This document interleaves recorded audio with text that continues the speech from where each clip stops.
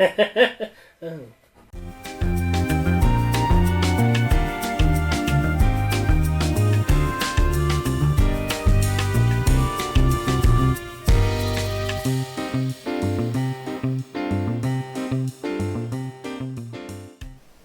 upon a time, I used to build poker tables for fun.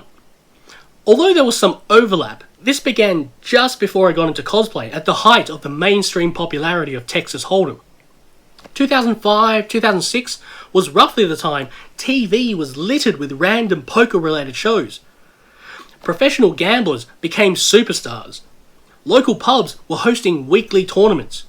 You could buy poker chip sets from any toy or sporting department, and males in their 20s would play poker with their mates almost every week. And being a male in his 20s, I was one of them. Apart from the odd lotto ticket, I'm not much of a gambler, but I really enjoyed playing poker. I could never bring myself to pull up a chair at a casino though, because I was never that good. I never really enjoyed those pub poker nights either.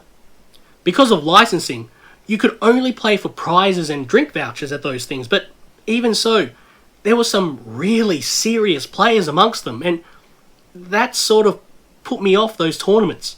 No, for me, it was all about playing with friends. For our circle, it wasn't a stereotypical blokey thing either. It was for anyone in the group, men and women, especially if they had $5 on them. It was that communal aspect that I enjoyed so much. When we weren't pissing up in town, we'd be having drinks at someone's house, and, about an hour into it, someone would turn to me and ask, "Have you got your poker set?" Of course I did. Most weekends I would keep a set of chips in the back of my car. That's how ubiquitous it became for us during that time. But I'm a creative person. I love to make things, so of course I found a way to incorporate that. And that's what we have here. This is one of 4 poker tables I built over the course of a couple of years. It cozily seats 8 players. There's a racetrack to put your chips on, a padded vinyl armrest, and cup holders. Look, it has a few flaws, but it's bloody beautiful if I do say so myself. I think I may have been looking to buy one of those fold-away poker tables, and back then they cost a few $100s, and the quality wasn't quite there. That's when I stumbled upon a website where builders shared their homemade tables, including step-by-steps, and many of those were absolutely gorgeous, detailed builds. And it inspired me. So of course I said to myself, I can make one on the cheap. And I did.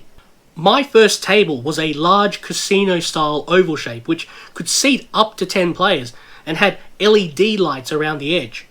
My second was a much smaller build and could fold up and fit exactly in the back of my old car. The third build was this lovely pedestal table, which is still my favourite. The fourth and final table was the simplest of builds and came about because I needed the fourth table. See, I began hosting monthly poker nights amongst my mates. These were knockout tournaments across multiple tables, and they were so much fun, especially on warm summer nights under the veranda in the backyard. Also, despite the buy-in, it was a surprisingly cheap night out. A couple of times I did Casino Royale theme nights. Now, such was the popularity of poker at the time, the movie starring Daniel Craig featured a high-stakes Texas Hold'em game, whereas in the original James Bond novel, they played Baccarat. So for those theme nights, we would dress up all formal, spend a little more on the buy-in, and mix ludicrous cocktails all night long. I invited quite a few friends, and many were interested in playing, so that's why I needed a fourth table. I bought up as many packs as I could find around Adelaide of these official Casino Royale cards, which were only sold at Target at the time, and made by the company that apparently produced them for the film. I even bought replica chips to give away as prizes to those who made it to the final table.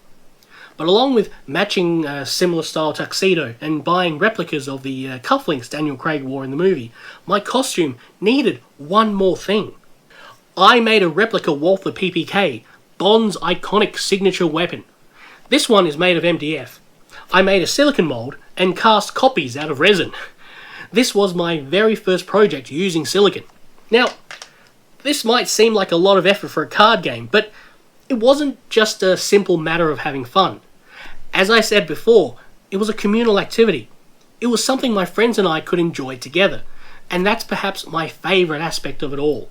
When we get too wrapped up in our hobbies, we can sometimes forget about these things, especially in our rush to be somewhere or be someone. As a counter, we hear over and over people talk about how these things are just about fun. Sure, that may be how it starts, but occasionally we pick up other things along the way. I know I sound like a broken record, but when we remember or figure out why it is we enjoy what we do, then that can make the experience all the more enjoyable and satisfying. For many of us, what begins as a simple interest can blossom into a passion, and that's how fans are created. Of course, how we express that passion and interest differs from person to person, as well as its various levels. We determine for ourselves what we like, what elements we enjoy. We don't have to eat everything, every single little thing from the buffet. We can pick and choose. And we don't all do things the same way or with the same intensity. Sadly, too many people forget that. I've already written about the type of BS from jerks when it comes to determining who's a fan or not. Basically, it's all about their ego, as well as insecurity. These fans, especially those in what are considered geeky interests, were once ridiculed for said interest, and they feel put out by newer fans who seemingly don't have to face the same hardships they did. And before it gets too touchy-feely here, I want to point out that it's naive to think that out of 6 billion people on this planet, that no one is deranged enough to put in the effort to pretend to be a fan. We've seen people lie about their work, so why not this?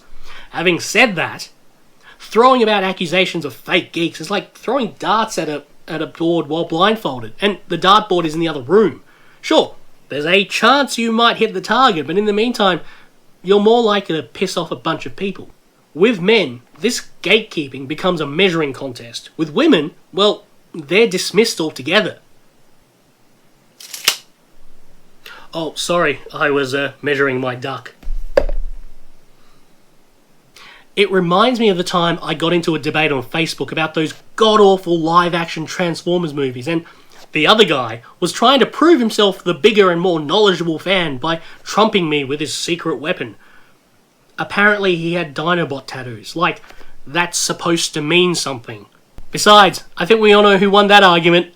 See how easy it is to be petty about these things? In reality, this crap behind me doesn't mean squat to anyone else, but it means something to me and only me. In the same way that there are much better poker players than myself, that doesn't diminish what I do. Whether it be collecting, creating, or simply participating, we find our own ways to express and connect with what we enjoy. By the way, I haven't hosted a poker tournament for quite a few years now. Cosplay and conventions really did take over my time and focus. But I do miss it. We can roll our eyes all we want at other people's motivations and actions, but unless those actions are harmful, damaging, or immoral, it's probably best that we maintain focus on what we do and why we do it. Ooh. Here endeth the sermon.